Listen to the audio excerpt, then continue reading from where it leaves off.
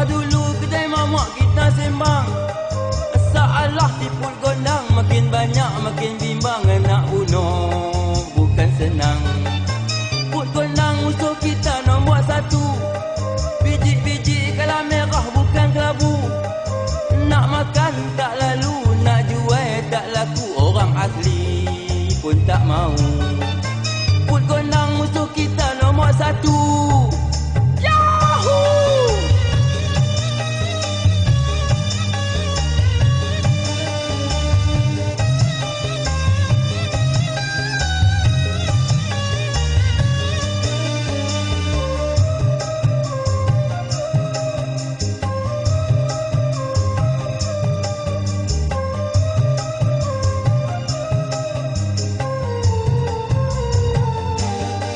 Ada baja, kita tabung.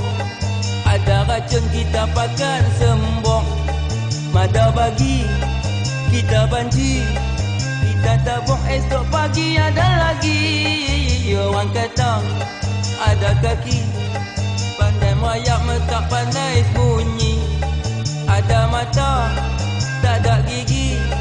Habis sapu semua pucuk padi. Tipul gondang, gondang mai. Ayak masuk, kita rimai. Tipul gondang, gondang mai. Sebut saja, sesak napai. Tipul gondang musuh kita nombor satu. Biji-biji kalah merah bukan kelabu. Nak makan tak lalu, nak jual tak laku. Orang asli pun tak mau. Tipul gondang musuh kita nombor satu. Yahoo!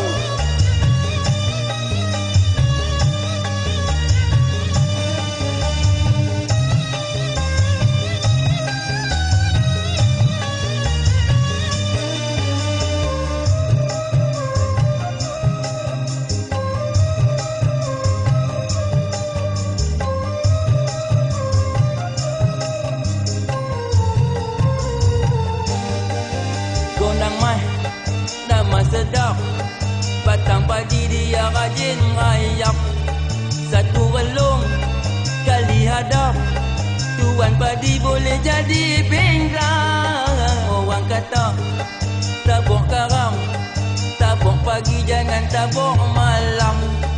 Tapi haram, jamai semacam. Merah-merah senang kita nak cam. Tipul gondang dah popular dari selatan ke utara. Tipul gondang dah popular mana kampung rata-rata. Okey tidak kita terus pergi bendang. Singgah dulu kedai mamak kita sembang. Salah tipul gondang makin banyak makin bimbang. Nak bunuh bukan senang. Tipul gondang musuh kita nombor satu.